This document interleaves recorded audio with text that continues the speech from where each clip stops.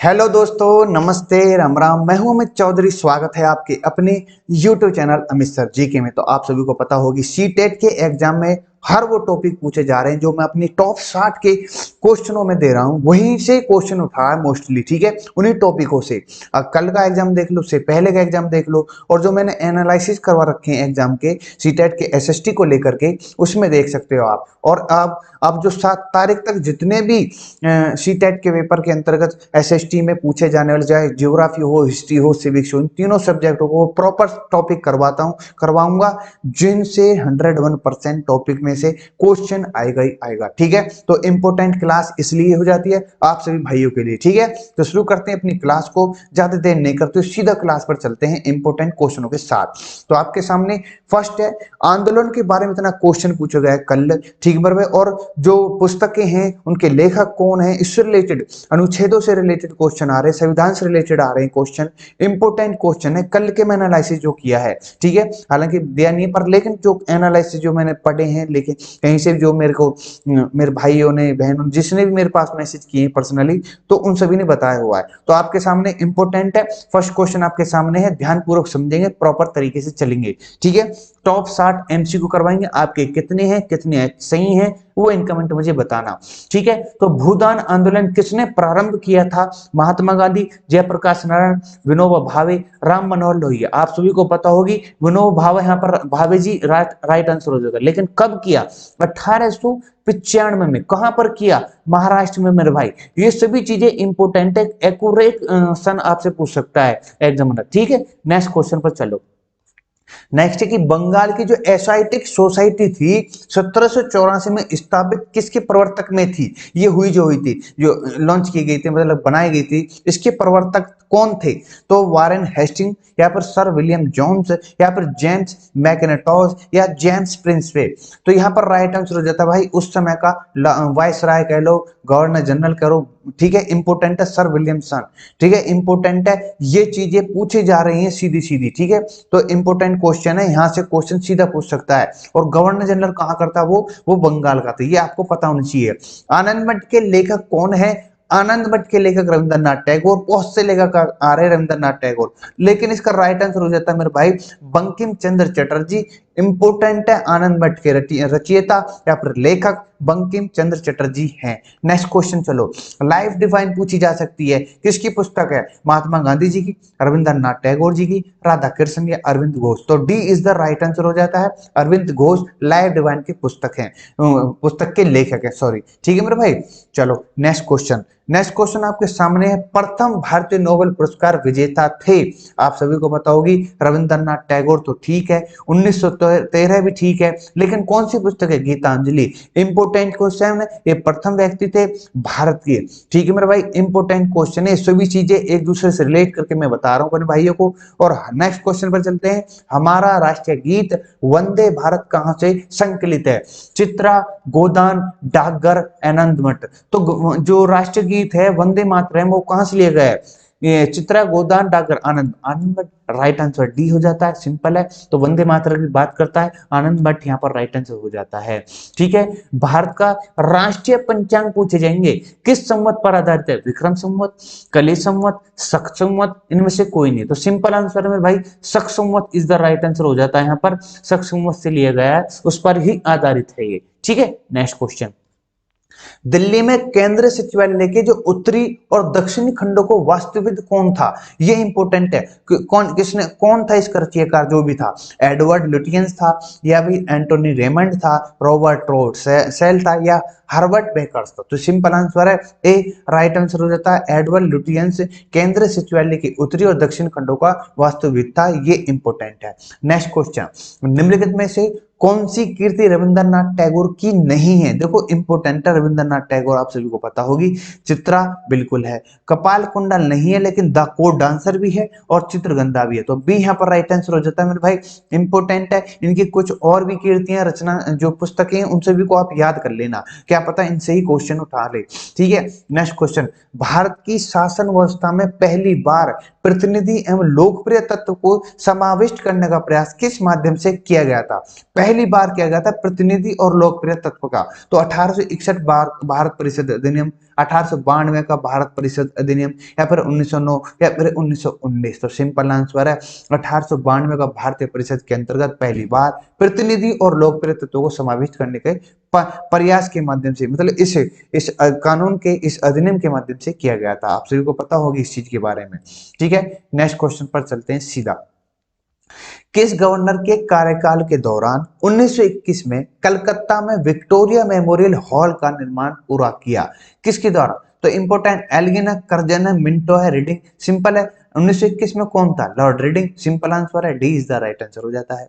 Next, नई दिल्ली शहर के रूपांकन में कौन शामिल था? रूपांकन में वही है एडवर्ड लुटियंस और एडवर्ड बेकर है, ए इज द राइट आंसर हो जाता है। सिंपल, अभी मैं थोड़ी देर पहले बता भी चुका हूं केंद्र सचिवालय को लेकर के। नेक्स्ट क्वेश्चन, किसने 1898 ईस्वी में बनारस में जो सेंट्रल हिंदू कॉलेज स्थापित किया था, जो बाद में बनारस हिंदू विश्वविद्यालय केंद्र बन गया? तो Madan Mohan Malviya, Lord Dufferin, Annie Besant, या फिर ईश्वर चंद्र विद्यासागर? एनी बेसेंट यहाँ पर राइट आंसर हो जाता है, सी यहाँ पर राइट आंसर हो जाती है, यही महिला है वो। ठीक है, तो 1898 के अंतर्गत, 1898 की बात हो रही है, बनारस में सेंट्रल हिंदू कॉलेज जो था वो बनारस हिंदू विश्वविद्यालय का केंद्र बना, ये एनी बेसेंट ने किया। नेक्स्ट क्वेश्चन, भारत के राष्ट्रीय ध्वज का डिजाइन किसने तैयार किया था? एनी बेसेंट, सरोजिनी नायडू, विजय लक्ष्मी पंडित जी, या फिर पिंगल वेंकैया? ये सिंपल है, सभी जानते हैं इनके बारे में मेरे भाई। ठीक है, डिजाइन करने वाला, एक चित्रित करने वाला, एक संजोने वाला जो काम किया था इन्होंने किया था। ठीक है, नेक्स्ट क्वेश्चन है, देवदास उपन्यास के रचनाकार प्रेमचंद जी हैं, या फिर शरत चंद्र चट्टोपाध्याय जी हैं, या मैथिली शरण गुप्त हैं, फर्नीचर नाथ रेणु? मैं बहुत करीबी से डीपली पढ़ करके लिए क्वेश्चन लेकर आया हूं अपने भाइयों के लिए, क्या पता इसको पूछ ले। तो देवदास के शरत चंद्र चट्टोपाध्याय जी हैं रचनाकार। नेक्स्ट है, चित्रा आप सभी को बता चुका हूं रविंद्रनाथ टैगोर जी की है, इंपोर्टेंट है। नेक्स्ट क्वेश्चन, प्रेम पच्चीसी के रचनाकार प्रेमचंद जी हैं, तो प्रेम प्रेम इस प्रकार से याद कर लेना और सभी के सभी गलत हो जाते हैं। चलो नेक्स्ट क्वेश्चन पर।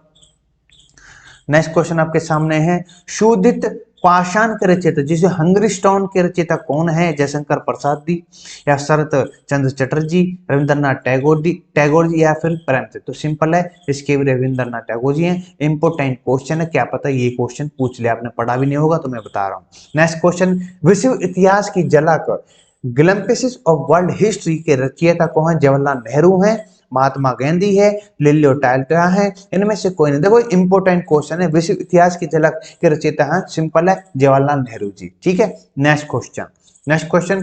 अच्छा, अब आते हैं मरुस्थलों के बारे में, द्वीपों के बारे में, महाद्वीपों के बारे में पूछ रहा है, जलप्रपातों के बारे में पूछ रहा है, एक दूसरे से रेट करके पूछ रहा है, तो इसे थोड़ा मिक्स करके लेकर आए, इंपोर्टेंट है सभी चीज। ठीक, चलो, निम्नलिखित में से कौन विश्व का सबसे बड़ा मरुस्थल है? अर्मेनियन, कालाहारी, सहारा, या फिर थार? जब बात आती है विश्व की तो सहारा मरुस्थल आप सभी को पता होगी, अफ्रीका के उत्तरी इलाके में पूरे में ये सहारा मरुस्थल पाया जाता है। इंपोर्टेंट क्वेश्चन है, आपसे पूछ सकता है। नेक्स्ट क्वेश्चन, दक्षिण एशिया का सबसे बड़ा मरुस्थल, बात अपने एरिया की हो रही है, अपने एशिया की हो रही है, तो दक्षिण एशिया के अंदर अटाकामा गलत है, कोलोराडो गलत है, कालाहारी भी गलत है, थार मरुस्थल इज द राइट आंसर हो जाता है, जिसका कम से कम 70 से 80% अपने भारत के अंतर्गत आता है इसका हिस्सा। नेक्स्ट क्वेश्चन, गोबी मरुस्थल किस देश में स्थित है? ऑस्ट्रेलिया, भारत, मंगोलिया, पश्चिम अफ्रीका? तो सिंपल है, गोबी कहां पर, गोबी मरुस्थल जो मिलता है वो आपको मंगोलिया, तो इसके गे और गे इस प्रकार से रिलेट करके पढ़ लेना आप। ठीक है मेरे भाई, नेक्स्ट क्वेश्चन की तरफ सीधा चलते हैं आपके सामने।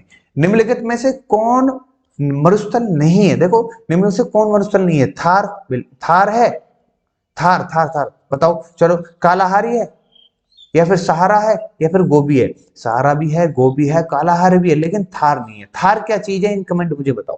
देखो, थारू पूछ रहा है। ठीक है, इंपोर्टेंट है, जो भी चीजें मैं रिलेट करके बोल रहा हूं उन चीजों को थोड़ा सा क्वेश्चन को रोक करके गूगल पर जा करके उसको पुख्ता कर लोगे, अपने दिमाग में बिल्कुल जमा ही रहेगा वो। ठीक है, नेक्स्ट है, नूबियन मरुभूमि कहाँ स्थित है? देखो कुछ इस प्रकार के प्लेस भी पूछ रहा है। न्यूबियन मरुभूमि कहाँ पर है? इथोपिया में, मिस्र में, या फिर सोमालिया में, सूडान में। सूडान में है मेरे भाई, इंपोर्टेंट है, पूछ लेगा।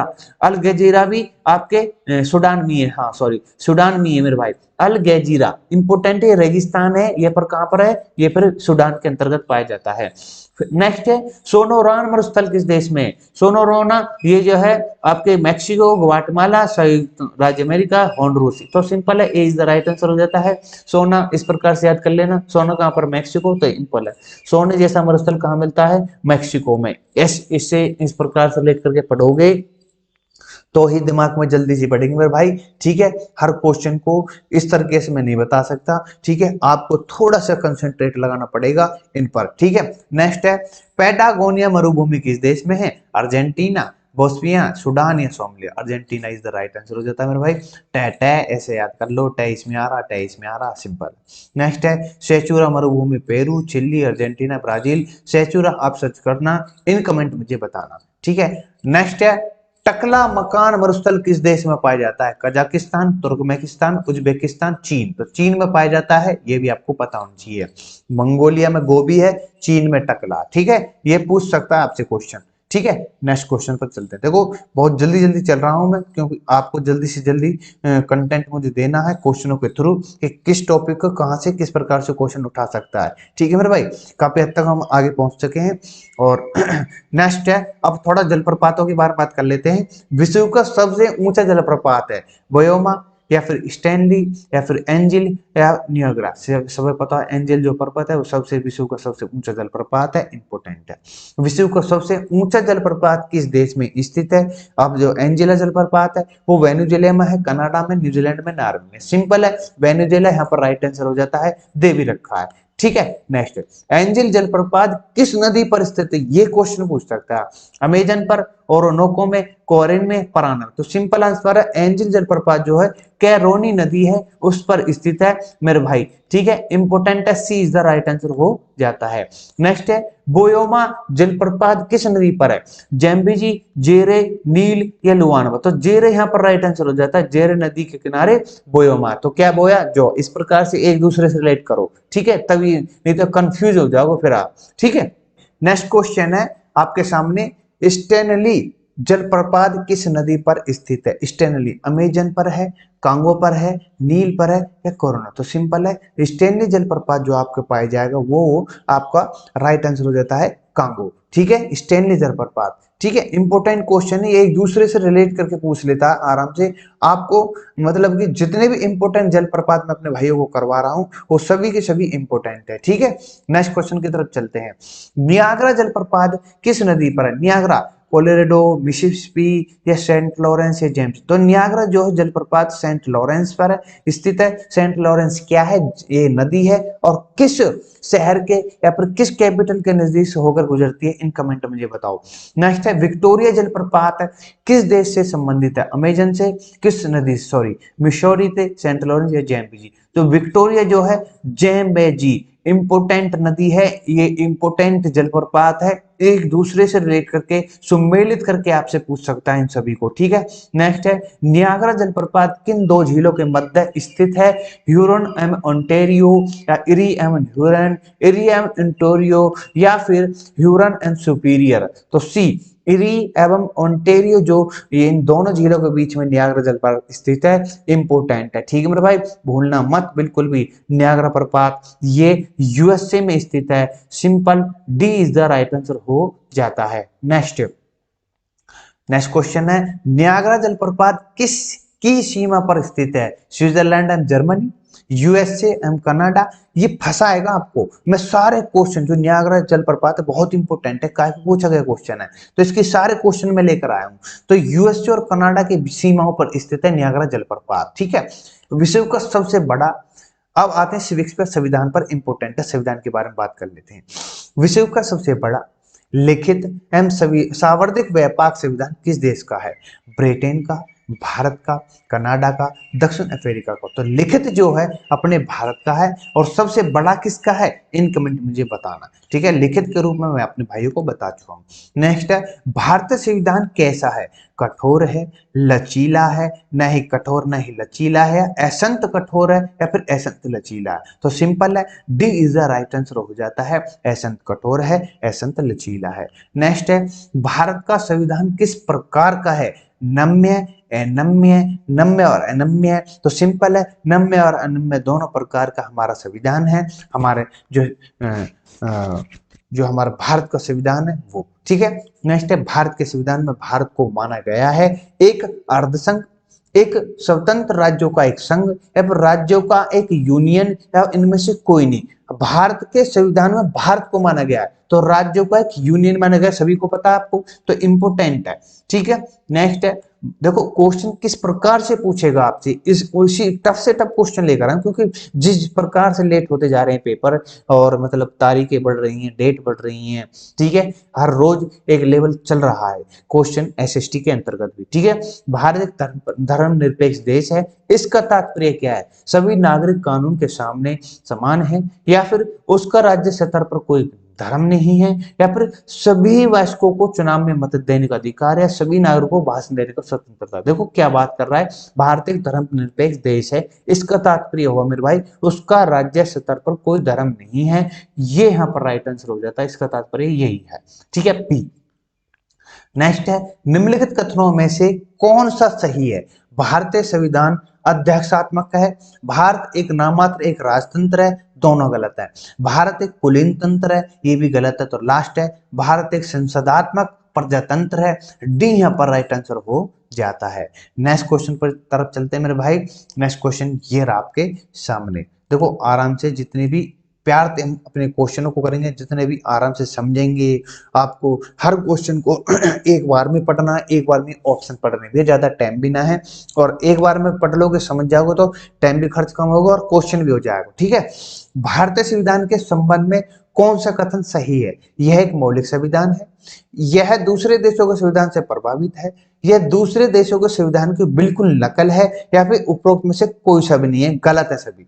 तो कथन सही पूछा है, यह दूसरे देशों के संविधान से प्रभावित है, ये इंपॉर्टेंट है, ठीक है। बी राइट आंसर हो जाता है। क्वेश्चन के और जो ऑप्शन है उसकी लैंग्वेज को समझो, उसकी भाषा को समझो, उसके शब्दों को ज्ञान करो कि क्या कहना चाह रहा है, ठीक है। नेक्स्ट, निम्नलिखित कथनों में कौन सही है? ये मैं बता चुका हूं, भारत एक संसदात्मक प्रजातंत्र है, D is the right answer हो जाता है, ठीक है मेरे भाई। मैं तो बस इतना ही कहूंगा अपने भाइयों को कि टॉपिक जो टॉपिक मैं लेकर आया हूं, और 40 टेस्ट सीरीज, उसके बाद मैंने संपूर्ण भूगोल करवाई है, संपूर्ण थोड़ा इतिहास करवाया, हिस्ट्री करवाई है, सिविक्स करवाई है, और अब टॉप 60 एमसीक्यू करवा रहा हूं, और जिन जिन टॉपिकों से पूछ सकता है उनको लेकर आ रहा हूं आपके सामने, ठीक है। सभी चीजें इंपॉर्टेंट है मेरे भाई, और सभी के सभी टेस्ट सीरीज हूं। अभी 7 तारीख तक एग्जाम चलना है, 7 तारीख तक फुल ठोक के हर टॉपिक क्लियर कर दूंगा मेरे भाई। जिस भाई को 7 तारीख को है तो उसके लिए तो बिल्कुल कोई दिक्कत है ही ना, ठीक है। तो आप लगातार कंटिन्यू चलते रहेंगे, बस 26 को ना होगा, फिर उसके बाद लगातार क्वेश्चन ये पेपर चलते रहेंगे सीटेट के, ठीक है। तो आशा करता हूं आज की क्लास के अंतर्गत जितने भी टॉप 60 क्वेश्चन थे वो आपके समझ में आए होंगे, और हर क्वेश्चन का आंसर आपको मिल गया होगा, ठीक है। तो शेयर कर दो, लाइक कर दो, सब्सक्राइब कर दो मेरे चैनल को। नमस्ते, राम राम, जय हिंद, जय भारत। मिलते हैं नेक्स्ट क्लास में।